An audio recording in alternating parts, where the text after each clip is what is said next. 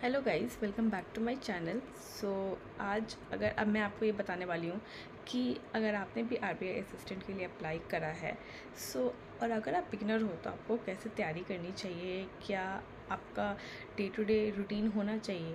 सबसे पहले तो मैं आपको ये बोलूँगी कि you have to be very consistent. आपने बहुत लोगों को ये बोलते हुए सुना होगा, you have to be consistent, you should have patience, perseverance होना चाहिए।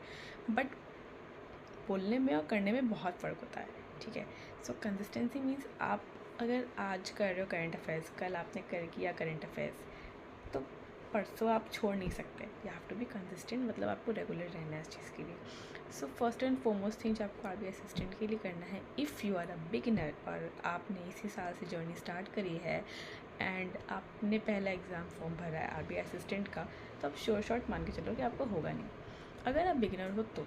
क्योंकि इसमें आपको डिमोटिवेट नहीं कर रही हूँ, ये सुन के भाग मत जाना यहाँ से। मैं इसीलिए कह रही हूँ क्योंकि आरबीआई असिस्टेंट जितना ही ईजी एग्ज़ाम होता है उतना ही इसमें एक्यूरेसी और ज़्यादा मार्क्स की ज़्यादा ज़रूरत होती है। तो स्टार्ट करते हैं।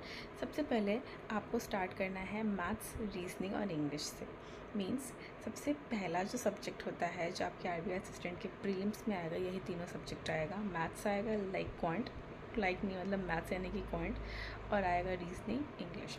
ये इस तीन पे आपका कमांड बहुत अच्छे से होना चाहिए। आप ज़्यादा से ज़्यादा मॉक अब देना स्टार्ट कर दो, क्योंकि अब एग्ज़ाम में मुश्किल से, जैसे आज 16 मार्च है और 11 तारीख को एग्ज़ाम है, तो आपके पास मैक्स टू मैक्स आप लेके चलो 25 डेज़ है, ठीक है। तो आपको अभी से मॉक लगाने हैं, डेली 1 से 2 मॉक लगाना स्टार्ट करो। और मॉक का एनालिसिस करना बहुत ज़्यादा ज़रूरी है। अगर आपके मॉक्स में कट ऑफ पार हो रहा है तभी आप मान के चलो कि आप आरबीआई का एग्ज़ाम क्रैक कर सकते हो। 90% आप उसके बहुत करीब हो। सेकेंड थिंग, आपको मैथ्स का बहुत अच्छे से प्रैक्टिस करना है। आपको फाउंडेशन बैच कहीं से यूट्यूब से फुल क्लास आजकल बहुत सारे अवेलेबल होते हैं, वहाँ से कर सकते हो, या किसी टीचर को आप बहुत पसंद करते हो जो बहुत अच्छा पढ़ाते हैं तो उनका पेड क्लास ख़रीद सकते हो। और अपना फाउंडेशन सबसे पहले कंप्लीट करो, क्योंकि प्रीलिम्स में सारे क्वेश्चंस 1 to 2 लाइनर्स ही आते हैं और सिर्फ फाउंडेशन बेस्ड होता है। तो अपने फाउंडेशन को अच्छी तरीके से क्लियर करो, क्योंकि फॉर्मूला बेस्ड और फाउंडेशन अगर आपका अच्छे से क्लियर होगा तब आप एग्ज़ाम को क्लियर कर पाओगे। सेकंड थिंग आता है रीजनिंग का।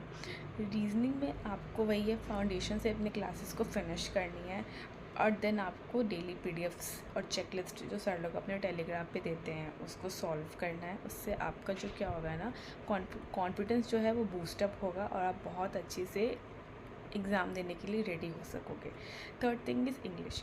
इंग्लिश अगर आप बेसिक और स्टार्टिंग फेज़ में हो ना, तो मैं आपको ये रेकमेंड करूँगी, जैसे मैं आज सफ़र कर रही हूँ इंग्लिश से, क्वांट और रीजनिंग से नहीं बट इंग्लिश से। क्यों कर रही हूँ? क्योंकि इंग्लिश पे ना ग्रामर पे तो मैंने कमांड कर लिया था, बट मैंने क्या किया था ना कि मैंने उसका रिवाइज़ नहीं किया।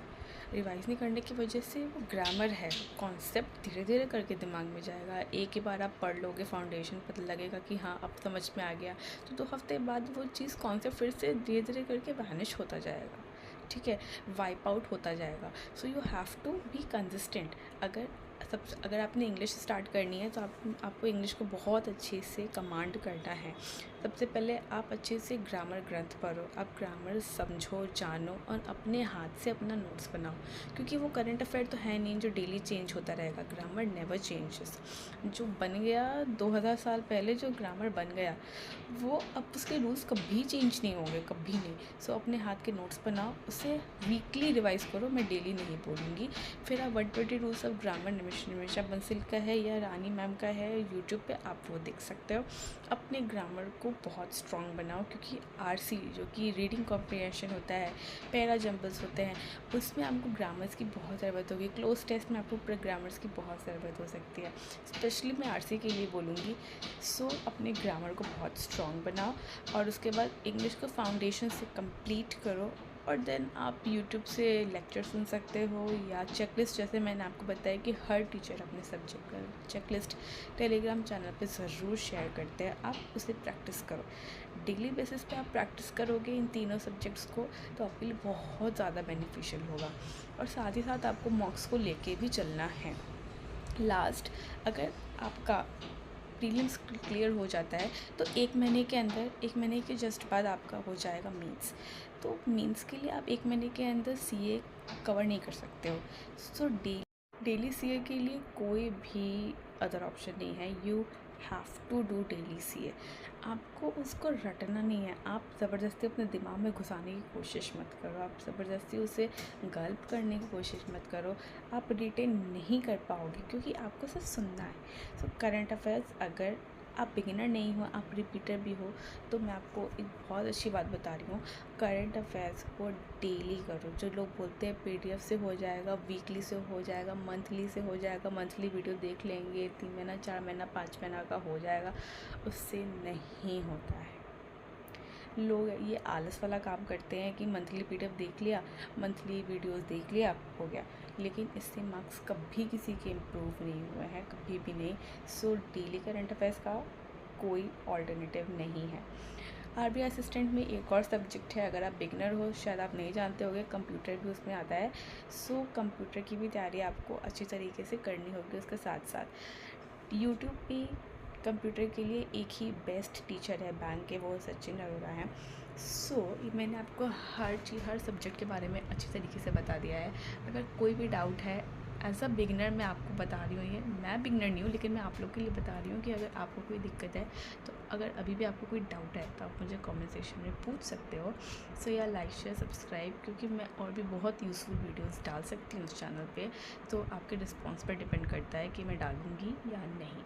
सो yeah keep following and subscribe to my channel for more such videos.